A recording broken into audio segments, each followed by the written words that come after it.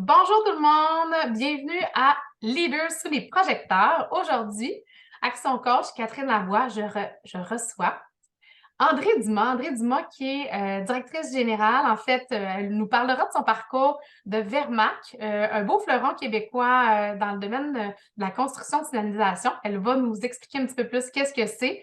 Et André, j'aimerais que tu m'expliques aussi ton parcours depuis les dernières années de ta carrière. Qu'est-ce qui t'a amené à devenir la directrice générale de Vermac? Puis en fait, j'ai répondu à une petite annonce dans le journal il y a 32 ans. Dans ce temps-là, c'est comme ça que ça se produisait. On est bien loin des LinkedIn d'aujourd'hui. Alors, je revenais d'un séjour de 4 ans en Allemagne. Mon mari était militaire et là, je cherchais un emploi dans des circonstances qui étaient bien différentes d'aujourd'hui. Et j'ai passé une entrevue avec Sandra Lee McBain qui, à ce moment-là, Vermac appartenait à son père. Elle était déjà dans l'entreprise avec son conjoint. Et puis, c'était un emploi comme secrétaire réceptionniste. Et elle faisait les ventes. On était quoi, 7 ou 8 dans l'entreprise. Alors, Sandra Lee et Whitney, les propriétaires, ont fait grandir l'entreprise, l'ont propulsé vraiment vers des, euh, des, des nouveaux marchés. Entre autres, Vermac fabriquait des flèches lumineuses pour mettre sur les véhicules et des flèches remorquées qui étaient alimentées au diesel à ce moment-là. Sandra et Whitney ont amené le côté solaire et puis ensuite de ça, les panneaux à messages variables que vous voyez sur les chantiers de construction. Alors, et les marchés, ils ont vraiment poussé les marchés aux États-Unis. Et nous avons développé à peu près tous les États américains ou une grande partie. On était présent aussi dernièrement en Australie, en Irlande, en Amérique du Sud. Go Export, d'ailleurs, nous a bien aidé à développer ce marché-là. Et moi, bien, j'ai continué à prendre des responsabilités. Alors, de secrétaire réceptionniste, je suis passée à adjointe exécutive, ensuite directrice aux opérations et à la direction générale. Bien sûr, on a été appuyé par des compagnies de génie industriel parce qu'à un moment donné, on s'est aperçu qu'on était au bout de nos compétences. Là. Ça grossissait beaucoup. On avait essayé des choses qui nous aidaient pas vraiment à rendre. Le grand défi était de rencontrer nos délais de livraison. C'est un beau problème, mais il fallait y remédier si on voulait se tailler une bonne réputation dans le milieu. Alors, on s'est fait aider. Après ça, on a eu de l'aide en management aussi.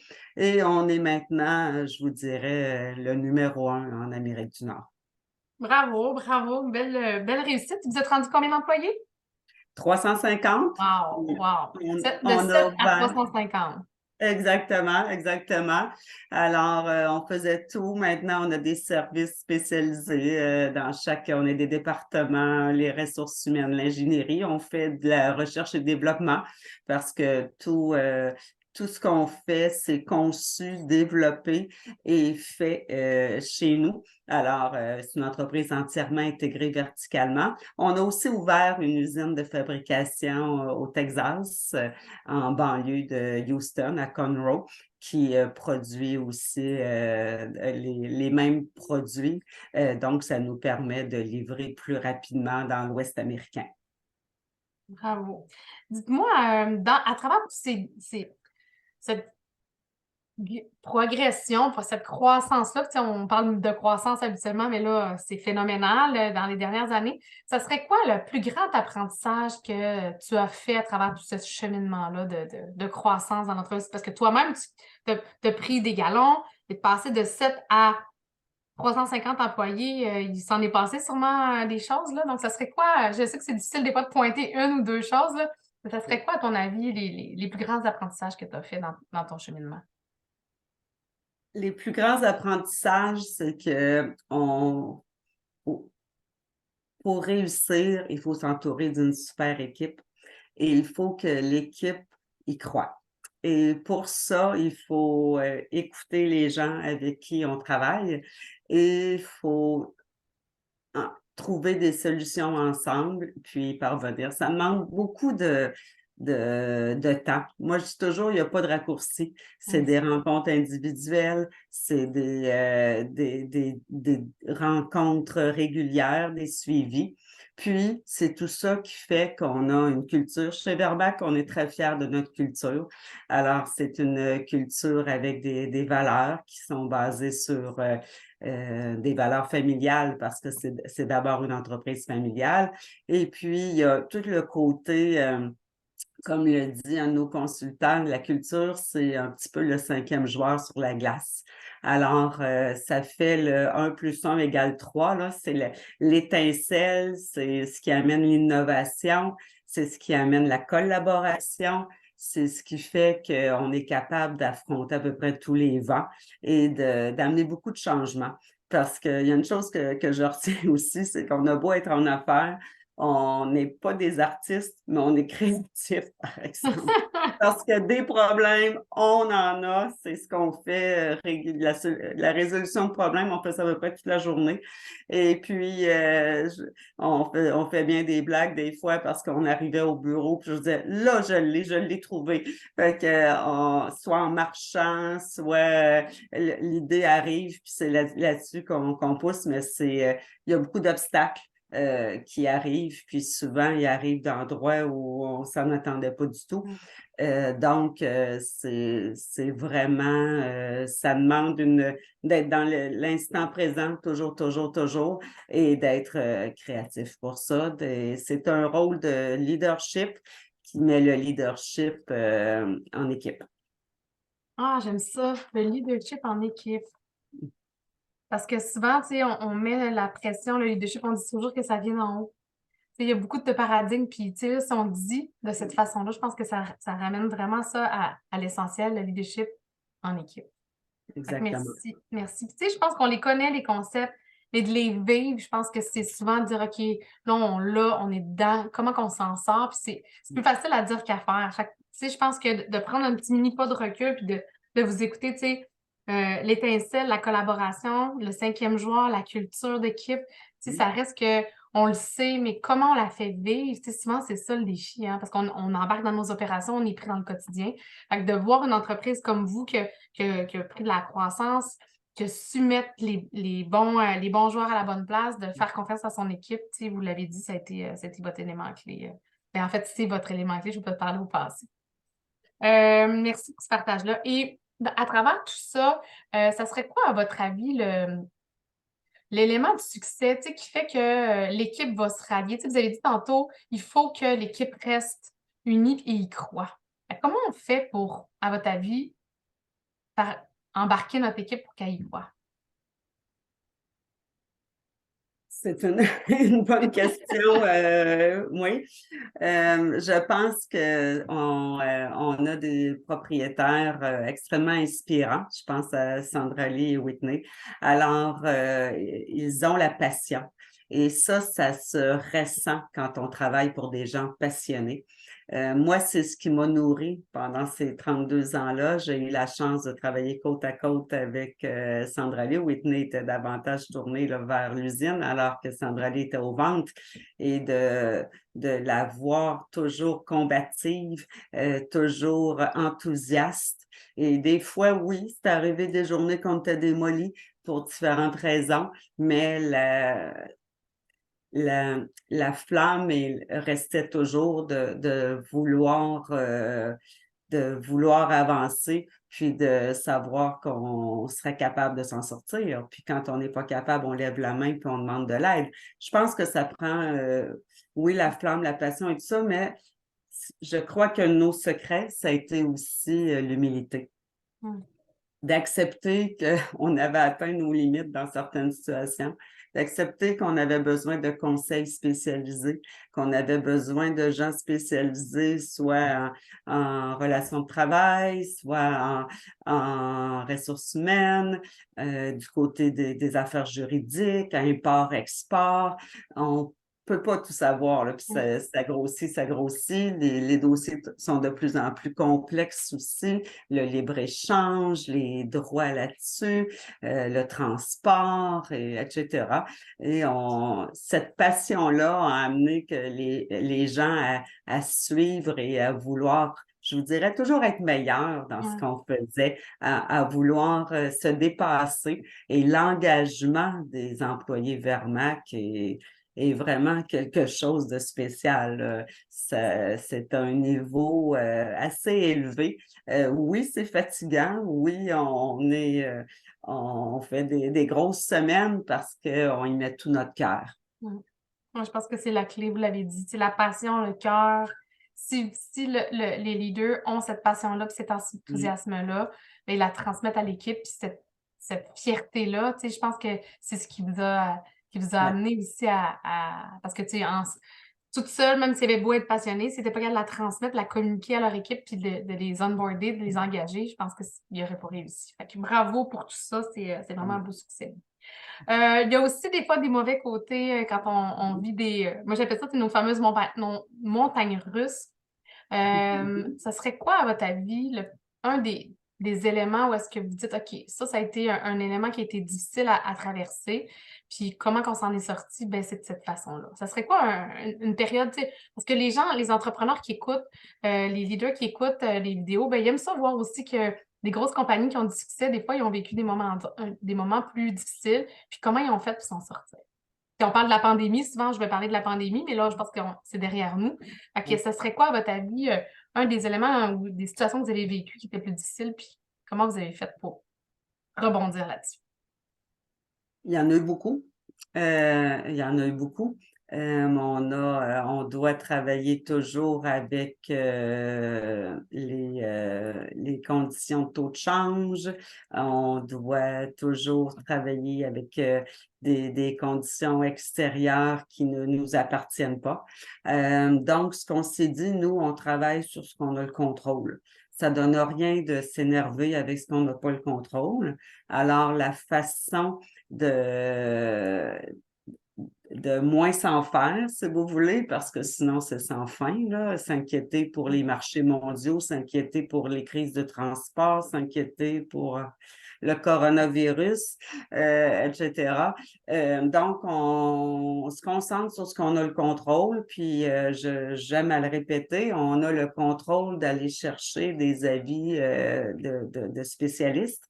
Et quand on va chercher des avis, comme je l'ai indiqué, des firmes comme Créatech en génie industriel, comme Dancause en gestion de management, bien, on écoute les conseils qu'ils nous donnent et on les met en pratique. On se les fait bien expliquer, mais une fois que c'est intégré, on repart. Alors, c'est comme ça. Puis c'est toujours de se retrancher en notre équipe de gestion, puis de se poser les questions, de ne pas se faire à croire qu'on est bon, de ne pas se faire à croire qu'on est meilleur que d'autres, puis de toujours se poser la question comment, exemple, si c'est un concurrent, comment il a pu y aller à ce prix-là, comment il a pu faire ci, comment il a pu pénétrer ce marché-là. Et ça, c'est une chose. Puis de miser beaucoup sur s'il y a un produit qui fonctionne moins ou quoi que ce soit, bien, soit qu'on l'améliore, soit qu'on en fait une autre itération, mais on avance toujours dans ça et de miser sur l'efficience, définitivement. Oui, puis je pense que vous l'avez bien nommé, c'est de prendre un certain recul à un moment donné aussi, de dire, OK, qu'est-ce qui marche pas? C'est quoi la performance de notre entreprise? Parce que des fois, on est dans le feu roulant, puis on prend plus ce recul-là, c'est tellement rendu gros qu'on roule, mais quand on veut plus d'efficacité, plus de performance, mais aussi plus de rentabilité, c'est de dire, OK, ce produit-là, on n'est plus rentable, là, le compétiteur vient de nous dépasser, comment qu'on peut travailler pour soit l'améliorer ou on le tasse des produits puis on focus sur les autres. Tu sais. En fait, je dois vous avouer qu'à la fin du mois, on se pose toujours des questions. Si ça va bien, on se dit, oh, est-ce que c'est normal, là, ça va bien? Si ça va mal, on s'en pose encore plus. Et heureusement, les indicateurs de performance ont bien évolué depuis, mais on creusait souvent dans toutes sortes de choses auparavant. Alors maintenant, avec des meilleurs indicateurs, avec les outils qui sont disponibles, je pense que ça aide. En fait, le but, c'est que ces outils-là aident à la prise de décision et puis c'est nécessaire aujourd'hui. C'est de la musique à mes oreilles. Quand on est un coach d'affaires puis qu'on dit, on parle de KPIs, d'indicateurs de performance, puis que ça nous aide à prendre les meilleures décisions, moi, je fais comme, voyez, écoutez-la. Et c'est elle qui le dit, c'est pas moi. Merci.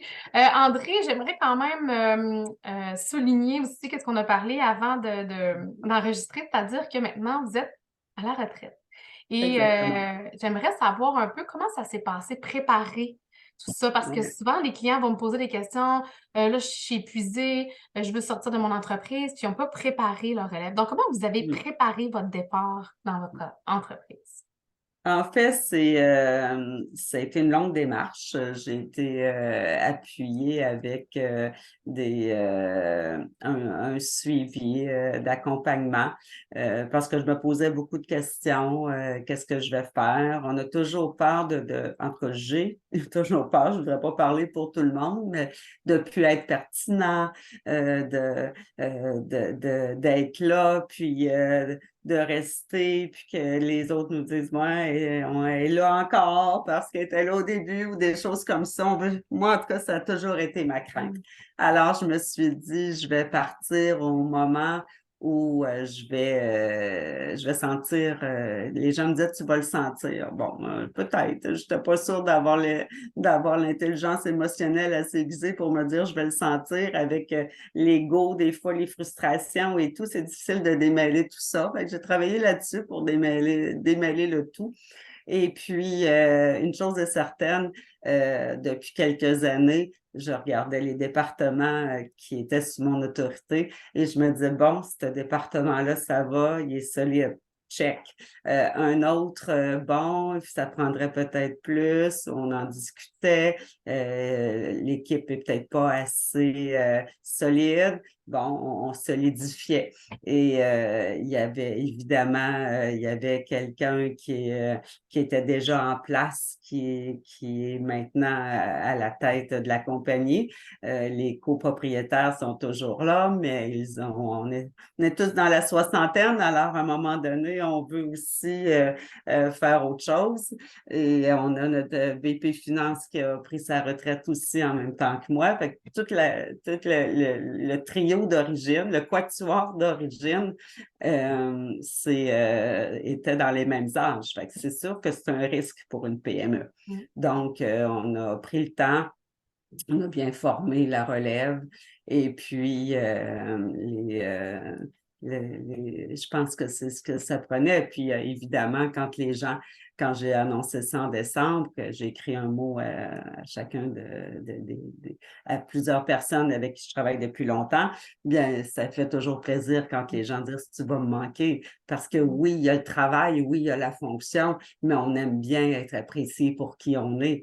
Alors, c'est ce côté-là qui est le plus important parce que personne n'est irremplaçable, c'est bien sûr, mais on souhaite toujours qu'il reste quelque chose de la relation qu'on a tellement mis d'efforts à établir. C'est sûr. Ah, puis j'écoutais justement une chronique hier à la radio, puis c'était exactement ce qu'il disait. Tu sais, on pense au plan financier, on pense, mais après, la base, c'est les relations. Puis vous le dites, parce que si on crée des relations durables, bien, ces relations-là, on a juste à les entretenir, puis ils vont perdurer dans le temps. Fait que c'est pas parce qu'on a un rôle, une fonction, que la vie s'arrête un matin. Fait qu'on peut continuer. Moi, je me dis, c'est comme un congé de maternité, mais qui dure plus longtemps. Fait qu'on va continuer d'aller dîner, on continue de prendre des nouvelles, notre cœur est encore là, notre Absolument. passion est encore là. Fait que l'aspect humain, le relationnel peut rester, on peut avoir un rôle de mentor, comme on parlait dans Absolument. Exactement, exactement. Puis, j'ai eu la chance aussi d'y aller graduellement. Et ça, c'est vraiment un privilège que les propriétaires m'ont offert, de diminuer peu à peu, de laisser aller des choses peu à peu. Donc, il n'est pas question de couper du jour au lendemain, hein. Quand on a mis tout notre cœur, toutes nos énergies dans une entreprise, on claque pas la porte que c'est fini comme ça, là. Alors, ça a été super bien. Puis, je suis toujours disponible pour certains conseils ou pour écouter ou quoi que ce soit. Puis, j'aime bien aller faire mon tour de temps en temps aussi. Ah, c'est une belle histoire parce que c'est pas toujours de cette façon-là que ça se passe. Donc, je voulais le souligner parce que pour moi, un exemple d'entreprise qui a dit, OK, oui, on a bâti tout ça, on a parti de 7 à 350 employés, mais là aussi, il faut s'assurer de la pérennité de cette entreprise-là pour que ses valeurs, la culture soient transmises, puis que l'équipe continue d'aller dans la même vision pour Oui, continuer d'autant d'animer. plus qu'il y a une relève familiale aussi. Alors, les copropriétaires Sandrelli et Whitney ont leurs enfants qui sont dans l'entreprise aussi. Alors, c'est un double défi en tant que pour eux d'être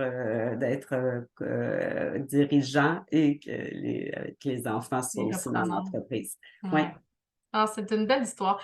En terminant, André, Oui. j'aimerais que tu me... Est-ce que tu as une citation? As-tu une phrase clé à travers ta carrière que tu t'es dit, ben, pour moi, ça a été quand même un game changer, cette phrase clé-là.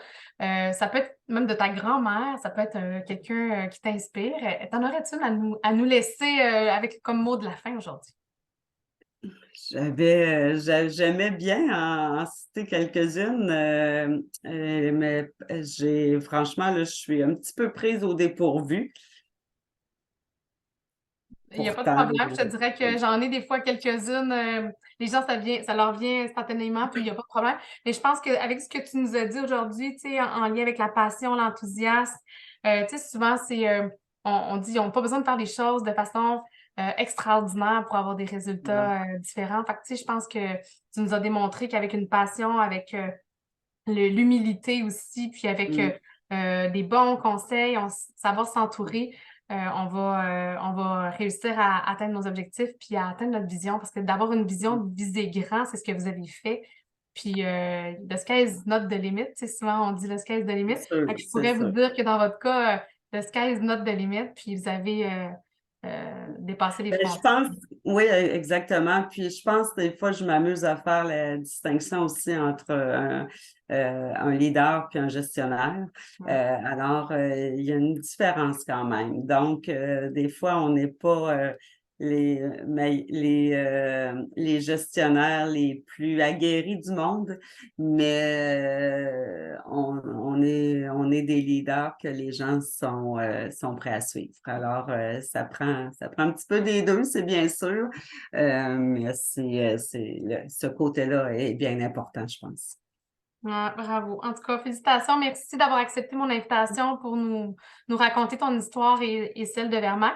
Et je vais inviter les gens à aller visiter votre plateforme et même peut-être rentrer en relation avec toi sur les Certainement. plateformes des réseaux sociaux pour la suite des choses. Bien, merci beaucoup. Ça a été un plaisir, Catherine. Merci. Une belle fin de journée. Toi aussi.